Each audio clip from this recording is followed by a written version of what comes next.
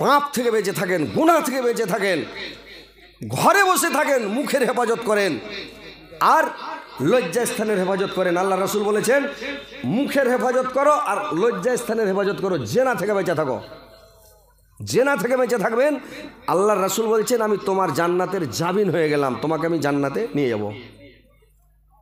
কিন্তু মুখের হেফাজত, পরের বদনাম করবেন না, শেকায়ত করবেন না, দুর্নাম করবেন না, লোকে কষ্ট দিবেন না, তকলিফ পৌঁছাবেন না, মানুষকে আঘাত করিয়েন না ভাই, কথার দ্বারা আঘাত না হয়। যেখানে লোক 2টা বসে থাকবে, 4টা বসে থাকবে সকালবেলা, ওখানে যাবেন না। লোক পোহাতে এটা আমাদের একটা বদ অভ্যাস। লোক জমা হয়ে গেল, আর 2-3টা লোক যখন জমা হলো, ওখানে হাদিস কোরআনের কি আলোচনা হবে? হাদিস কোরআনের কথা হবে যে ভাই কার বেটি কুণ্ঠে পালালছে, কার বহু কার সাথে ফেসে গেছে, কার বহু ঘাস কাটতে গিয়ে ভুট্টার হয়ে যা ধরা পড়ে গেছে। কয়েকদিন আগে একখান জায়গায় জালসাই গেছিলাম, আপনাদের বিহারের মধ্যে নাম কইলে ঝামেলা। ওখানে যে দিক হচ্ছে প্রত্যেক দিন 3টা-4টা করে বিয়ে হয়েছে ধরা পড়ে। আমি কোন গ্রামে এনু জালসা করতে রে ভাই, আগে জানলে আসতাম না ভাই। আর বছর রমজান মাসে জালসা করতে গেছিলাম রোজাতে, তো বলছে আজ 5টা বিহা মল্লি সাহেব। আমি সুবহানাল্লাহ, ভালোই তো বিয়ে তো হয়েছে। তো কথা হচ্ছে ভাই পাপ থেকে বেঁচে থাকেন, অন্যায় থেকে বেঁচে থাকেন। পৃথিবীতে সব থেকে বড় পাপ হচ্ছে জেনা আর সুদ খাওয়া, দারু খাওয়া, এই টিকিট কাটা, লটারির টিকিট কাটা, এইগুলো হচ্ছে বড় পাপ। যারা এইগুলো কাজ করবে আর চালে খাট থাকবে না, পিননে কাপড় থাকবে না, দারু মদ খাবেন না, সুদ খাবেন না, ঘুষ খাবেন না, আর আপনি গুনাহ থেকে বেঁচে থাকেন, পাপ থেকে বেঁচে থাকেন। আল্লাহর রাসূল আর একটু আগে বাড়েন ভাই, দেখেন ভাইরা আমার, আর একটু আগে বাড়েন। আল্লাহর রাসূল আর একটা দৃশ্য দেখলেন রে ভাই, একটা লোকের গলাতে 7 তাবাক জমিনকে ঝুলিয়ে দিয়েছে। লোকটা চাটতে পারে না, উকাস করতে পারে না, লোকটা চেড়া উকাস করতে পারে না। 7 তাবাক জমিন মানে পৃথিবীটা 1 তাবাক, মাটির তলে আছে আর 1 তাবাক, তার নিচে আর 1 তাবাক আছে। 7 তাবাকেও আমরা সব উপরে আছি না, সব নিচে আছি আল্লাহ জানে ভাই। কিন্তু পাওয়া যাচ্ছে 7 তাবাক আসমান, 7 তাবাক জমিন। তো 7 তাবাক জমিনকে আবার গলাতে ঝুলিয়ে দিবে যারা জমিন আইল ছাটে রে ভাই, লোকের জমি দখল করে খায়। আধা জমি চেপে দিলে, 1 হাত চেপে দিলে, 4 আঙ্গুল চেপে দিলে জমি পরের চাপবেন না। যারা লোকের জমি দাবিয়ে খাবে, কিয়ামতের দিন 7 তাবাক জমিন ওর গলাতে ঝুলিয়ে দিবে রে ভাই। আল্লাহ বলবে আর জমি লিবে নাকি, দরকার আছে নাকি? বলে লিলে লাও, খানিক আর দিয়ে দিছি, লিবে নাকি? বুঝতে পারছেন? লিবেন আর কিছু দরকার আছে? বললেন না রে, পারা যাবে না। তো ভাই লোকের জমি ঠগিয়েন না, লোকের জমি বেমানি করবেন না, লোকের আইল চাপিয়েন না, লোকের সম্পত্তি দখল করতে যাবেন না। হালাল রুজি খান, নিজের সম্পত্তি যেখানে যেখানে আপনি খান, আল্লাহ বরকত দিবে। হালাল রুজিতে বরকত আছে, হারামি রুজিতে বরকত নাই। বুঝতে পারছেন? একটু সতর্ক থাকেন। আল্লাহর রাসূল একদিন চলে যাচ্ছেন, তো আল্লাহর রাসূলের মাথাতে একটা কলসি আছে, বাড়কা কলসি ভাই। আল্লাহর নবী কলসি মাথায় করে চলে যাচ্ছে রে ভাই। তো আল্লাহর নবী যে কলসি মাথায় করে চলে যাচ্ছেন, তো 2টা লোক মানে আইলিয়া কাজিয়া শুরু করে দিয়েছে। ও বলছে আইলেট হবে, আরেকটা লোক বলছেন আইলেট হবে। দুজনাতে খুব মানে হুড়াহুড়ি লেগে গেছে, আইলেট হবে, আইলেট হবে। দুজনাতে যখন হুড়াহুড়ি লেগে গেছে, আল্লাহর রাসূল ওখান দিয়ে চলে যাচ্ছে, ওইটা আইল দিয়ে চলে যাচ্ছে, মানে এক কলসি পানি নিয়ে চলে যাচ্ছে মাথায় করে। লোক 2টা ডাকলে হুজুর আজকে শুনেন, হুজুর একটু আসেন। আল্লাহর নবী আসলেন, কলসিটাকে মাথা থেকে নামিয়া পায়ের ওপরে করে লেছে, এটা জাঙ্ঘের ওপরে করে। হ্যাঁ বলো বাবা, কী আছে বলো তো? এখানে কলসিটা থেকে কথা বলছে, বলছে হুজুর আমরা আইলটা নিয়ে কাজিয়া হয়েছে। আমি বলছি আইলেট হবে, ও বলছে না আইলেট হবে। তো আইলটা কোনটা হবে কহেন তো? তো আল্লাহর নবীকে বলছে হুজুর আপনি আমাদের ঝামেলাটা একটু মিটিয়ে দেন, আর কলসিটা আপনি মাটিতে রেখে দেন না, পায়ে ওর উপরে কেন করে আছেন। আল্লাহর রাসূল বললেন শোনো, আমি যদি কলসিটাকে মাটিতে রেখে দিই, এটা পরের জমি, আর পরের জমির ধুলা বালিগুলো কলসির তলাতে লেগে যাবে। আমি হাত দিয়ে যতই সাফ করি তাও গুটি বালু লেগে চলে যাবে। ভিজা কলসিতে ভালো লাগবে কিনা? যতই করে না ধুলে ছুটবে না, আমাকে হাত দিয়ে ছাড়বেন তাও লেগে আছে। বললে গুটি ধুলা বালু লেগে, পরের ধুলা বালু গেলা পরের জমির লেগে আমার কলসিতে লেগে আমার বাড়ি চলে যাবে। কিয়ামতের দিন যদি আল্লাহ প্রশ্ন করে পরের জমির ধুলাত কলসির তলাতে লাগিয়ে তুমি কেনে নিয়ে এসেছিলা, তো আল্লাহর দরবারে আমি কি জবাব দিব? এই জন্য আমি বলে দিলাম, মানে এই জন্য আমি কলসিটা মাটিতে রাখি না। সাহাবী দুটো বলছে, লোক দুটো বলছে, ইয়া আল্লাহ, 4টি কলসির তলে কয় পাশারি বালু যাবে? ওই তলকার বালুটিতে তারাজুর পাশন মিটবে না, ফেয়ার মিটবে না নাকি? আর ওই বালুটি লেগে কলসি রাখবে না। আর আমরা আহিলিয়া কাজিয়া করছি, বলছে কাজিয়া মিটা গেল। লোকটা বলছে, ভাই তুমি এদিকে হার 2 হাত চেপে দিয়ে দাও, ভাই দরকার নাই আমার। ই বলছে, ভাই তুমি হার দিকে 4 হাত চেপে দিয়ে দাও। ই বলছে, না ভাই হার দিকে তুমি 5 হাত চেপে দাও। ও বলছে, না হার দিকে 6 হাত চেপে দাও, আমি কিছু বলবো না, দিয়ে দাও। এক ঝামেলা লেগে গেলো, ফের আরেকটা ঝামেলা। আল্লাহ রাসূল বললেন, শোনো, এরকম করে কাজিয়া করিও না, তোমরা ওই মাথাতে একটা খুঁচি পুতো, এই মাথাতে একটা খুঁচি পুতো। আর খুঁচি পুঁতে তুমি করো কি, এই দড়িটা নিয়ে দাও, আইলটা সোজা করে দিয়ে দাও। আইল চাপিও না, আইল চাপতে হয় না। পরের জমি খাইয়ে কি লাভ? 2 আঙ্গুল 4 আঙ্গুল আধা জমি চেপে লাভটা কি হবে? হ্যাঁ, কিয়ামতের দিন যারা জমি চাপবে আর 7 তাবাক জমিন গলাতে ঝুলেবে, আর তুমি আইল চাপতে গেছো। লোক দুটা আহা শুধু হয়ে গেল, ভালো হয়ে গেল। তো ভাই খবরদার যাবেন না ভাই, কি দরকার যে ভাই এক একটু খাইয়া এক একটু চেপে লাভটা কি? আপনি চাবেন বেটারা মাস্তানি করে দখল করে থাকবে, ছাড়বে না, হিসাব আপনাকে খালি গুঁথ লাগবে কবরে, বুঝতে পারছেন? কি দরকার আপনার গুঁথরণ খাওয়ার? বেটারা মাস্তি করবে, বেটারা দেবে, আপনি বিছানে পড়ে যান, বেটারা আপনাকে যদি ভাত দেয় তখন কেন? পৃথিবীতে কেউ আপন নয়। পৃথিবীতে যদি আপন হয় একমাত্র আল্লাহ, আল্লাহ ছাড়া পৃথিবীতে কেউ আপন নয় ভাই। আপনার স্ত্রী আপন হবে, একটা নেকি দিবে না। ইয়াউমা ইয়াফিরুল মারউ মিন আখিহি ওয়া উম্মিহি ওয়া আবিহি ওয়া সাহিবাতিহি ওয়া বানিহি। পৃথিবীর কেউ আপনাকে দিবে না, ভাই দিবে না, ভাই নিজের হবে না, বোন হবে না, স্ত্রী হবে না, বেটা হবে না, বাপ হবে না, মা হবে না, কোনো আত্মীয় স্বজন 10 বন্ধু পৃথিবীর কেউ নিজের হবে না, সবাই নিজে নিজে মরবে। তা আপনি অযথা কেন পাপ করবেন লোকের সম্পদে, লোকের জমি, লোকের টাকা কেন খাবেন ভাই? কেন নষ্ট করবেন? পরের হক নষ্ট করিয়েন না ভাই। আল্লাহর রাসূল আর একটু আগে বললেন রে ভাই, আর একটা দৃশ্য দেখতে পেলেন। আল্লাহর নবী আর একটা দৃশ্য দেখতে পেলেন। কি দৃশ্য দেখলেন ভাই আমার?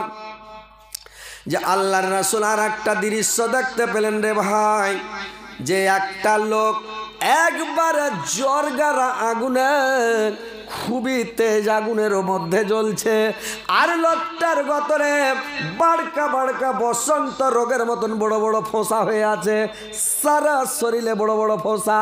আর লোকটা জাহান্নামের মধ্যে একবারে জোড়া লাগুন, সব চাইতে দগদগ আগুন। ওই লোকটার মতন কষ্টের কোনো লোক নাই, ওর মতন আজাব কোনো লোককে দেওয়া হয়নি। লোকটা খালি বাপরে মারে করে চিৎকার করছে, এত কষ্টে আছে লোকটা। আল্লাহর রাসূল জিজ্ঞাসা করলেন, জিবরাইল বলুন তো এই লোকটা কি পাপ করেছে? আল্লাহ পাককে এত বড় সাজা দিয়েছে বলুন তো? জিবরাইল বললেন, শুনেন নবী গো, এই লোকটা পৃথিবীর বুকে, এই লোকটা আপনার উম্মতের মধ্যে কার, এই লোকটা পৃথিবীর মধ্যে বাপের ওপরে হাত উঠালছে, মাকে মেরেছে, মার ওপরে হাত উঠালছে। যারা মাকে মারবে, যারা বাপকে মারবে, কিংবা মারেনি খালি হাত উঠালছে। আই দিছি তোকে বাপ রেগেছে, খালি সিনা ফুটে গেল, আয় তো দেখে, আই না তুই, তোর থেকে আমি কমজোর আছি নাকি? মারলে মারা হয় না, বাপের আগা দিকে সিনা ফুলাইন না, চোখ দেখায়েন না, চোখ গলাবেন না, সিনা ফুলাবেন না, খ্যাঁখুড় মারবেন না। আল্লাহ কোরআনে কি বলেছেন? যে তুমি উফিওয়ালা তানহারহুমা, তুমি ওদেরকে খ্যাঁখড় মেরে জোর মেরে কথা বলবে না।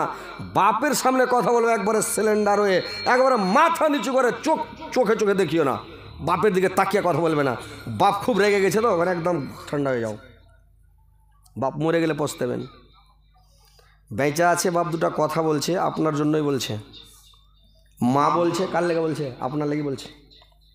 যেদিন মা মরে যাবে, এই কথাটা শোনার লেগে, দুটা গেল শোনার লেগে, দুটা বকুন শোনার লেগে কলিজাটা ডহিবে ভাই। বাড়ি যখন কোনো জায়গা থেকে আসবেন, আপনার চোখ দিয়ে পানি ঝরঝর করে বইবে। হায় মা, হায় বাপ, আজকে যদি বেঁচে থাকতো, আজকে দুটা বুঝাইতো, দুটা বকতো, খবরটা রাখতো। আপনি রাত 12টাতে আসেন, 1টাতে আসেন, আপনাকে জিজ্ঞাসা করার কেউ নাই পৃথিবীতে যে আপনাকে জিজ্ঞাসা করে বেটা কোথায় গেছিলে, বেটা কেমন আছো, বেটা কি খেয়েছ, বেটা রাত কেন করছো, কি হয়েছে বেটা, এই কথাটা শুনতে পাবেন ভাই? শুনতে পাবেন জীবনে? কোনোদিন জীবনে পাবেন না। আজকে মা বাপ বেঁচে আছে, আপনি মনে করছেন ভারী, আপনি মা বাপের ওপরে আপনি কড়া নজর করছেন, এরা কখন মরবে যে শান্তি পাবো। কিন্তু ভাই মা বাপকে ভারী করিয়েন না, মার আগা দিকে সিনা ফোলায়েন না, মার আগা দিকে বাপের আগা দিকে আপনি চোখ মুখ দেখে খেকড় মেরে কথা বললেন না ভাই। একদিন আপনিও বুড়া হবেন, আপনিও অসার হয়ে যাবেন। গাছ পাকলে সার, মানুষ পাকলে অসার। একদিন আপনাকেও কানতে হবে। আপনাকেও ঘষি যখন পুড়ে গোবর খুব হাসে, আপনাকেও মানে কানতে হবে। তো ভাই আমার, মার সামনে জোর করে কথা বলবেন না, বাবার সামনে জোর করে কথা বলবেন না, মাকে বাপকে ঝিড়কি মেরে কথা বলবেন না ভাই। যে লোকটা মাকে মারবে, বাপকে মারবে, আল্লাহর নবীকে, আল্লাহর রাসূলকে মানে সাহাবীরা জিজ্ঞাসা করলেন, ইয়া রাসূলুল্লাহ, নবী গো আপনি বলুন তো নবী গো, কিয়ামতের কোটে সবচাইতে ভারী আযাব কাকে দেওয়া হবে? কোনটা লোককে সবচাইতে ভারী আযাব দেওয়া হবে? আল্লাহর রাসূল বললেন, আল্লাহর নবী বললেন, কিয়ামতের কোঠে ওই লোকটাকে সব থেকে ভারী আযাব দেওয়া হবে যে লোকটা বাপের ওপরে হাত উঠাবে, মার ওপরে হাত উঠাবে, নবী রাসূলের ওপরে হাত উঠাবে। ওই লোকটার মতন আযাব কোনো লোককে কিয়ামতের দিন দেওয়া হবে না। ওই লোকটাকে সবচাইতে কঠিন আযাব দেওয়া হবে। ভাইরে আমার, মাকে গালি দিন না, মাকে মারিয়েন না, বাপকে মারিয়েন না, মা বাবার ওপরে মানে রাগারাগি করবেন না, সিনা ফুলাবেন না, ঝিড়কি মারিবেন না, খেকুর নিবেন না। মাকে ভালোবাসেন, মার কাছে বসেন, বাবার পাশে বসেন, মার সাথে দুটা কথা বলেন, বাবার সাথে দুটা কথা বলেন, আর মাকে একটু বুঝান। মার কাছে সব সময় যদি বসেন, মা আপনার জন্য দোয়া করবে, মা আপনার জন্য সব সময় ভালো দোয়া করবে, খারাপ দোয়া করবে না, বড় দোয়া করবে না। যে ছেলেটা বাপ মার কাছে থাকে, যে কানে ও দুধ পায়, যে কাঁদে না ও দুধ পাবে না। ভাইরা আমার, মার কাছে বসেন, বাবার কাছে বসেন, সকালে বাবার কাছে বসেন, দুপুরে বসেন, সন্ধ্যায় বসেন, বাবার কাছে বসেন, বাবার কাছে যান, বুদ্ধি দিলেন, বাবা এটা কাজ করবো, আব্বা এটা কাজ করবো, এটা করলে কেমন হয়, এটা করলে কেমন হয়, এটা করবো, ওটা করবো, বাবার কাছে সাজেশন নেন, বুদ্ধি দিলেন। বাপ আপনাকে বুদ্ধি দিবে, বাপ খারাপ বুদ্ধি জিন্দেগিতে দেবে না, আপনার জন্য সব সময় বাপ দোয়া করবে। তো ভাইরে আমার, মা বাপকে কোনোদিন গালি দিবেন না, খারাপ কথা বলবেন না, মা বাপকে ভালোবাসেন। ভাইরা আমার, বন্ধুরা আমার, আল্লাহর রাসূল আর একটু আগে বললেন, আর একটা দৃশ্য দেখলেন ভাই, যে এক জায়গায় আল্লাহর নবী দেখলেন বাড়কা হাঁড়িতে রুচি মাংস রান্না করা আছে রে ভাই, একবারে সুন্দর মানে রুচি মাংস রান্না করা আছে। আর এক জায়গায় দেখছে একবারে দুর্গন্ধযুক্ত, একবারে খারাপ সেন্টওয়ালা মাংস পচে গেছে, সেন্ট হয়ে গেছে, ওই এক হাঁড়ি মাংস রান্না করা আছে। আর কতগুলো মানুষ ওই রান্না করা রুচি মাংসটা খাচ্ছে না, ওই পচা ছড়া দুর্গন্ধযুক্ত গ্যান্দা মাংসগুলো সবাই হুড়াহুড়ি করে খাচ্ছে ভাই। বুঝতে পারছেন? আল্লাহর নবী জিবরাইলকে জিজ্ঞাসা করলেন, জিবরাইল, এই লোকগুলা কি পাপ করেছে, আর কারণটা কি যে ভালো মাংস ছেড়ে এরা পচা মাংস খাচ্ছে, ব্যাপার কি? জিবরাইল বললেন, শুনেন নবী গো, এরা আপনার উম্মতের মধ্যেকার এইগুলোর লোক নিজের বিয়ে করা ভালো হালাল স্ত্রী বাড়িতে রেখে দিয়েছে, আর বিয়ে করা হালাল স্ত্রী বাড়িতে রেখে দিয়া পরের বিয়ে করা, পরের মোহর দেওয়া, পরের স্ত্রীর কাছে যারা রাত্রে কাটায়, ওদের সঙ্গে এরা জেনা করে।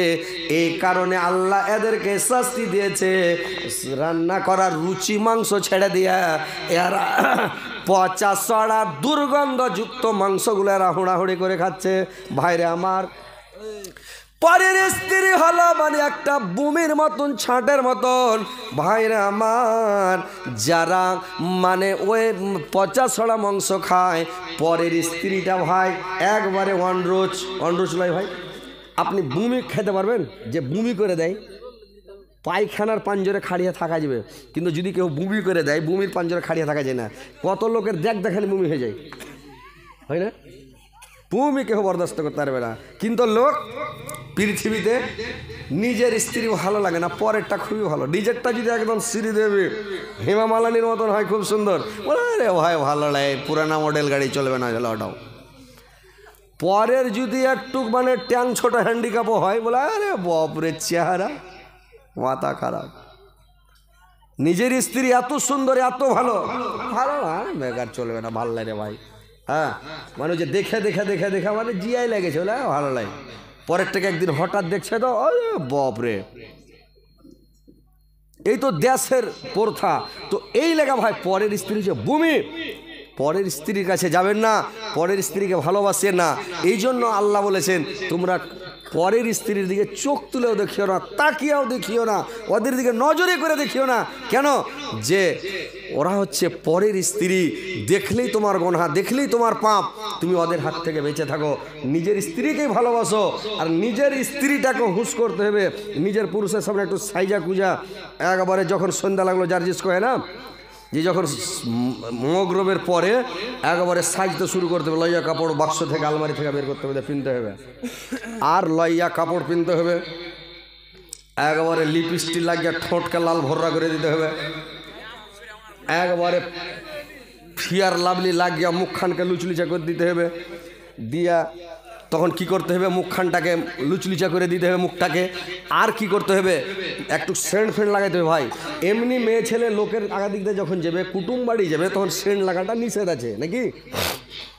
কিন্তু পুরুষের কাছে আপনি সেন্ট লাগাইতে পারবেন। মা বোনেরা ভালো করে শুনেলেন, আর রাত্রিবেলা একটু সেন্ট গালা লাগানো, বডি স্প্রে ফেস করে দিয়ে দেন। আরে ভাই লিপস্টিক তো সব রকম লিপস্টিক আছে, লালটা না লাগে একটু ওই লিপ জল পাওয়া যাচ্ছে, লিপস্টিক লিপ জল, ওটা দিলে ঠোঁট খালি টল টল করবে। হ্যাঁ, রাইতে লাগা না, পোহাতে আবার ধাইজা উড়ে যাবে, কুঁটে চলে যাবে, লিপস্টিক থাকবে নাকি। আপনি সন্ধ্যার টাইমে লাগান, আপনি ফের সারাদিন পোহাতে ফের ওই সাবান দিয়ে ধুয়া উঠিয়ে ফেলে দেন, মানে অন্য লোক যাতে দেখতে না পায়। যখন ফজরে নামাজ পড়তে উঠবেন, মুখে একটু সাবুন লাগিয়ে ধুয়ে দেন, মানে আপনার লিপস্টিক না থাকে। সাঁঝের বেলা একটু কাজল দিয়ে দেন, আর একটু করে কান্নে বাড়িয়ে দেন, এরকম করে। হ্যাঁ, একটু করে একবারে এমন করে সাজবেন যাতে পুরুষটা দেখলে যাতে পাগলা হয়ে যায়। বাংলাতে কয় উড়ান নাকি? হ্যাঁ, বাংলাতে কয়ে উড়ান, মানে একটু উড়ান দিয়ে দিতে হবে। তো এরকম করে পুরুষটার সামনে একটু সাইজা কুজা আপনাকে স্ট্যান্ডার্ড হয়ে থাকতে হবে, বুঝতে পারছেন? মা খালার একটু ভালো করে শুনেলেন যে সন্ধ্যার টাইমে একটু সাজা কুজা করবেন, একটু সাইজা কুজা স্ট্যান্ডার্ড হয়ে থাকবেন। আর যেন তোমার পুরুষ পরের দিকে না তাকায়, পরের দিকে না যায়। তুমি সাইজা থাকলে কিনে যাবে দেখতে, কিন্তু তুমি যদি না সাজা কুজা করো তো ও তো যাবে এদিক ওদিক নাকি, ঘুরে বেড়াবে। তো এই লেগে একটু সাজা কুজা ভাই করতে হবে, একটু সাজা কুজা করেন। কি আছে, কি বলছে রে ভাই? ওকে জায়গা থেকে বসেন তো। ও আচ্ছা, বসেন ভাই, বসেন। রেগে গেলে মুশকিল, দুই চার ঝোড়ে থামতে পারবেন ওকে। হ্যাঁ, তো কথা হলো যে মা বোনেরা একটু ভালো করে শুনেলেন যে সাঁঝের বেলা একটু সাজা পূজা করবেন। কিন্তু এখন মা বোনেরা কী করছে জানেন, উল্টা করছে। মরা বাড়ি যখন কাউকে মরা দেখতে যাবে তখন লাগলো সাজতে, এমন করে সাজছে, একবারে বাক্স থেকে কাপড় বাহির করছে, শকেস থেকে আলমারি থেকে কাপড় বাহির করছে, কুচি করে কাপড় কিনছে, আর লইয়া সায়া লইয়া ব্লাউজ, আর দিয়া পায়ে পাতা দিয়া হাঁটছে, তো ঝুনঝুন করে বাজছে, যেটা হারাম হাদিস থেকে একবারে নিষেধ। ওটা বাজেছে আর আইছে পা ফেলছে ধমকে, আর খালি ঝানাত করে বাজছে, লোক আরও দেখে ওর দিকে। এটা কোন হালাই? মরা বাড়ি কেন যাবেন? পুরুষ লোক মরেছে, বেটা ছেলে মরেছে, আপনি কেন যাবেন দেখতে? কি দরকার আপনার দেখতে যাওয়া? দেখতে যাবেন না। তো ভাই কথা হচ্ছে কি বলছিস ভাই? না, সে তো বুঝতে পেরেছি, আপনি রাখেন। আচ্ছা বসেন, রাখেন। মানে কালেকশনটা, হ্যাঁ, না মেয়ে ছেলে পালাবে না, মেয়ে ছেলের ওয়াজ তো করবো, এখন তো আইনু। মানে মেয়ে ছেলের ওয়াজ তো আসলাম ওয়ার্ঘে ওয়াজ তো এখন করব। এই যে যদি ওরা সাজা পূজা করে তো পুরুষকে এত ভালোবাসবে লোকের সামনে বলবে ভাই রে পেয়েছি রে ভাই স্ত্রী মনের মতন ভাই, যেমন ঢুরছিলাম ওরকম পেয়েছি নাকি। তো ইনশাল্লাহ পুরুষটা খোঁজ থাকবে। তো কথা হচ্ছে মা বোনেরা একটু কালেকশন করে নিই। মানুষ কহে যে রোজা করা যেমন তেমন দুধ ফুটির আশা নাকি, তো এই একটু কালেকশনেরও দরকার। তো যাই হোক এটা আপনাকে সালানা ইঞ্জুমান হলো নাকি। তো যাই হোক আলহামদুলিল্লাহ একটু মা বোনেরা কালেকশন, মা বোনদের ওয়াজ করবো কিন্তু এখনও আসলাম খালি আর কি মা বোনের কথা বলতে লাগলাম আর সব বলছে একটু কালেকশন করেন। আর টাকাও দুজনা দিয়ে দেখে 200 করে 400 টাকা। তো যাই হোক আলহামদুলিল্লাহ দোয়াটা করে দিছি হ্যান্ডা করে। তো কথা হচ্ছে যে একটু দান দিয়ে দেন, তারপরে ওয়াজ আপনারাকে শোনাবো ইনশাল্লাহ। আর কালকে তারাপুর চলে এসেছেন, কালকে খালি মেয়ে ছেলের ওয়াজ করবো লিচ্ছাকার। আজকে আপনারা মেরাজের ঘটনা শুনেছি, আল্লাহর নবীর মেরাজে কী কী ঘটলো। আর কালকে খালি মহিলারই কথা বলবো, কী করে স্বামীর সেবা করতে হয়, খিদমত করতে হয়, তাবেদারি করতে হয়, সব কিছু মহিলারই কথা বলবো এই তারাপুর আপনাকে। কালকে সবাই চলে যাবেন। তো কথা হচ্ছে ইনশাল্লাহ আপনারা একটু কালেকশন ভাই দেন, মন খুলা, অন্তর খুলা, প্রাণ খুলা, যে আমার ভাইজানেরা এই কালেকশনটা হবে মসজিদের মাদ্রাসার উন্নতি কল্পে, মানে মাদ্রাসার উন্নতি কল্পে জালসা। এটা হবে একটা সাদকা জারিয়া, কিয়ামত পর্যন্ত আপনার কবরে ভাই নেকি পৌঁছিতে থাকবে। তো আপনারা আসেন, এমনি আপনাকে ছোটো মোটো জালসাতে 2-4 লাখ টাকা, 5 লাখ টাকা, 7 লাখ টাকা, 10 লাখ টাকা উঠে যায়। আপনাকে এখানে এই রামচাঁদপুর কেওয়ালা আর বছর এসেছিলাম, কেওয়ালাতে রামচাঁদপুর কেওয়ালা, তো একটা ছোটো মোটো জালসা তাও 16 লাখ টাকা উঠেছে। কহেন তো, এমনি বলছি কাটিহার জেলার লোক দান করার দিকে ভালো, সব দিক দিয়ে ভালো। তো ভাই একটু আসেন মন খুলে, আল্লাহর ওয়াস্তে একটু দান করেন, আল্লাহকে খুশি করেন, আল্লাহকে সন্তুষ্ট করেন। যেটা মানে লাভে সিনা ফিহা আহকাওয়া, যেখানে যুগ যুগ যুগান্তর ধরে যুগের পর যুগ পড়ে থাকতে হবে, মরার পরে ওই জিন্দগিটা হচ্ছে যুগের পর যুগ থাকতে হবে রে ভাই। তো কথা হচ্ছে আপনারা একটু আসেন, একটু আল্লাহর হস্তে ভাই দান করেন, আমি প্রাণ খুলে দোয়া করব। আল্লাহ আমার 2 ভাই 200 করে 400 টাকা দিয়েছে। আমার ভাই মাওলানা মেকাইলের স্ত্রী দিয়েছে বিহেন, হারবো বিহেন তাইলে আল্লাহ বিহেন, আল্লাহ মাওলানা মেকাইল সাহেবের স্ত্রী আল্লাহ 200 টাকা দিয়েছে। আল্লাহ 2 লক্ষ 2 কোটি বলে গ্রহণ করো। আল্লাহ তার মনোদ্দেশ্য পূরণ করার একজন ভাই আমার 200 টাকা দিয়েছে। আল্লাহ 2 লক্ষ 2 কোটি বলে গ্রহণ করো। আল্লাহ তার মনোদ্দেশ্য পূরণ করো, দীর্ঘ জীবনের জন্য সুখে শান্তিতে রাখো, ইমান আমানের সহিত রাখো, মরার পরে সুগম স্থান দেওয়া, কিয়ামতের পরে জান্নাতবাসী করে। আর একজন ভাই আমার 100 টাকা দিয়েছে। আল্লাহ 100,000 বেলা গ্রহণ করিও মাওলা, আল্লাহ এদের মনের উদ্দেশ্য পূরণ করিও। আল্লাহ একজন ভাই আমার 50 টাকা দিয়েছে। আল্লাহ 50,000 বেলা গ্রহণ করো। আল্লাহ দীর্ঘ জীবনের জন্য সুখে শান্তিতে রাখো। আসলে একটু তাড়াতাড়ি পালাবেন না ভাই, মা খালা নানিরা তোমরা পালাই না, তোমার খবর তো করবো ইনশাল্লাহ। টাকা একটু কালেকশন করলি তারপর তোমার কথা বলবো। মা বোনেরা একটু টাকা গালা দিয়ে পাঠাও। ভাইরা ভাবছিলেন আপনারা আসেন, একটু তাড়াতাড়ি করে আসেন, ফাটাফাট ওয়াজ আপনাদেরকে শোনাবো, মনে করেন না যে ওয়াজ শেষ হয়ে গেল, হজরত আলী ওয়াজ করবে না। হ্যাঁ আসেন, একটু তাড়াতাড়ি করে আসেন, দেরি করবেন না। আজকে মারলে কালকা 2 দিন, পরের দিন কেউ কাঁদবে না, যাদের জন্য করলা কামাই মরলে তারা চিনবে না।